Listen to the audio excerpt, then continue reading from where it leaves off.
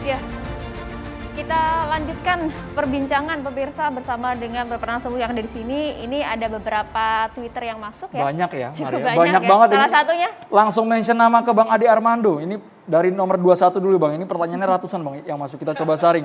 Dari @sajak Bayu, kata rektorat kritik tidak boleh melanggar aturan. Aturan apa yang sebenarnya dilanggar BEM UI menurut Bang Ade Armando?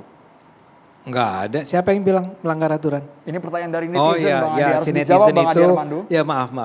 Saya mau bilang ke netizen itu, saya nggak pernah bilang melanggar aturan ya. Yang saya bilang pakai logika, pakai akal sehat.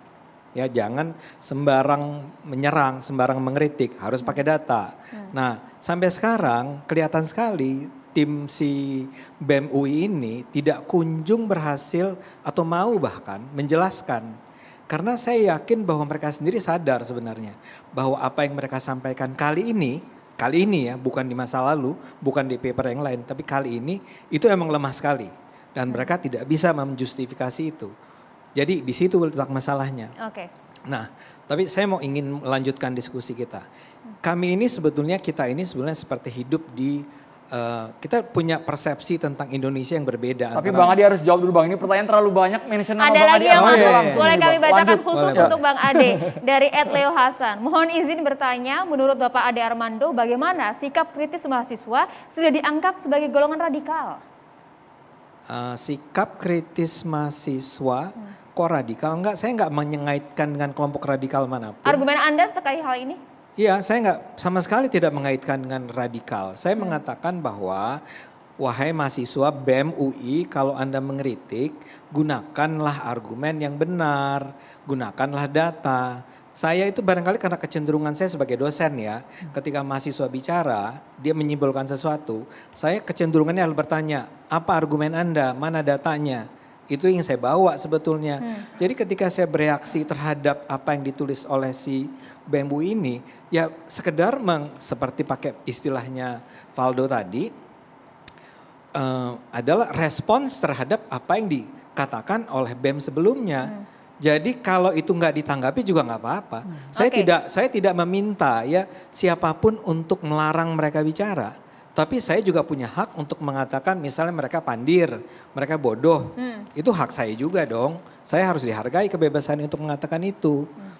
Tapi saya boleh lanjutkan nggak ini? Ada pertanyaan lagi? Ada pertanyaan Boleh kita lagi. lanjutkan lagi? Yaitu Dari @sajak Bayu menyatakan, kata rektorat kritik tidak boleh melanggar aturan. Sebenarnya aturan yang dilanggar BEM Serupa dengan yang pertanyaan mana? yang pertama ya tadi, itu Bang, ya. tolong tanyakan kepada rektorat. Saya sih tidak menganggap ada pelanggaran di situ. Tapi kalau di direktur kemahasiswaan punya pandangan semacam itu ya biarkan dia yang bicara. Saya tidak mewakili UI sama sekali dalam hal ini. Saya nggak tahu, nggak ada menurut saya aturan yang Meskipun dilanggar. kemudian banyak yang bertanya juga kalau nggak ada yang dilanggar, kemudian kenapa yang diserang adalah personalnya begitu Bang? Personal siapa? Dari si Leon. Ya Leon adalah ketua BEM kan. Lalu saya juga mendapat serangan karena personal. Kan ini biasa-biasa aja kalau dalam diskusi masyarakat. Buat saya sih nggak ada sesuatu yang harus didramatisir dari hal ini menurut saya ya. Tapi kembali ke pertanyaan kenapa ini sampai terjadi. Saya ulang nih ya, di ruangan ini saja sebetulnya saya sudah menemukan ada dua kelompok berbeda, kami dan Fadlizon dan Sultan. Itu cara pandang kita mengenai Indonesia barangkali emang berbeda. Ya, kedua kawan di depan ini barangkali memandang Indonesia itu sedang mengalami bergerak arah kehancuran.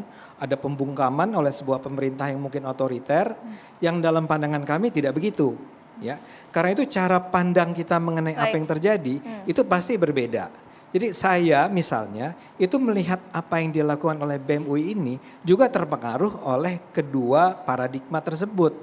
Yang satu melihat dengan cara yang Indonesia menuju kehancuran, saya barangkali Valdo saya duga itu memandang Indonesia sedang mengalami demokratisasi. Bang Ade menyambung pertanyaan dari netizen lagi Bang, ini dari Muzakar Aziz. Setelah diketahui bahwa Rektor UI melanggar statuta pelarangan rangkap jabatan sebagai Wakil Komisaris BRI, apa tindakan pemerintah yang akan diambil?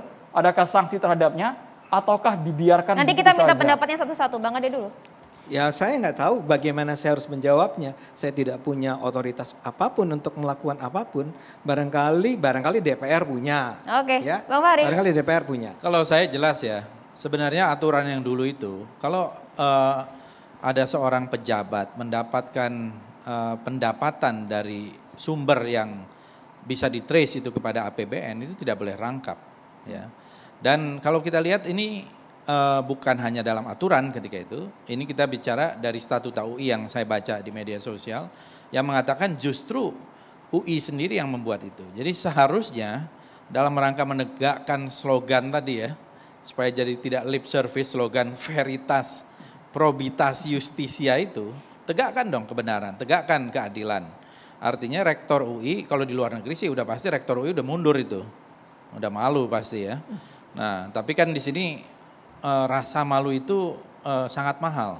Yang orang bisa tidak malu berbohong berkali-kali atau bertindak Kenapa segala harus macam. malu? Rektor UI kenapa harus malu dan harus mundur? Loh, dia melanggar, kalau betul dia melanggar statuta UI, ya harusnya dia malu dong. Kalau di luar negeri itu melanggar prokes saja kemarin Menteri Kesehatan langsung mengundurkan diri, ya. Jadi jabatan itu bukan segala-galanya, tapi menegakkan institusi dan legacy itu yang paling penting. Nah, kalau kita lihat kalau betul itu melanggar statuta UI, harusnya selain UI yang bersangkutan atau negara memutuskan. Dan yang bersangkutan juga harusnya memilih mau jadi komisaris atau mau jadi rektor UI, gitu ya. Karena itu pendapatannya jelas juga dari aturan yang dulu. Sebenarnya BUMN juga nggak boleh rangkap jabatan, rangkap pendapatan. Sekarang kan ada yang rangkap-rangkap dari berbagai ini BUMN dan sebagainya itu. Ini yang menurut saya harus diperbaiki, harus dikoreksi gitu ya. Karena kalau ini diteruskan seperti ini dan ini tentu ada konflik kepentingan tadi, menjaga bagaimana suara perguruan tinggi itu menjadi subordinasi kekuasaan. Padahal kita ingin perguruan tinggi itu melahirkan, karena perguruan tinggi itu adalah cagar alam intelektualitas gitu ya. Cagar alam intelektualitas yang harus independen melahirkan pemikir-pemikir bebas ya. Yang mereka juga menyatakan tanpa ada rasa ketakutan atau kalau dosen-dosennya berbicara mereka nanti tidak digeser, susah untuk mendapatkan misalnya jabatan atau apa yang lain-lain gitu ya. Itu yang dikhawatirkan. Kita Itu juga yang ingin kita dengarkan khawatirkan. Abang Faldo, perwakilan PSI lah. Terkait Tanggapannya mengenai hal tadi. ya mungkin di RUPS-nya tuh mungkin bisa ditanya ke Pak Menteri BUMN. Saya kira begitu, fair aja kita, ya kan? Bisa ditanyakan di situ. Tapi saya ingin menekankan sekali lagi bahwa tidak ada pembungkaman, ya. Bang Fadli juga bahkan saya kira lebih ngeri juga kadang-kadang beberapa statementnya Bang Rocky Gerung gitu. Bahkan saya dulu juga gitu.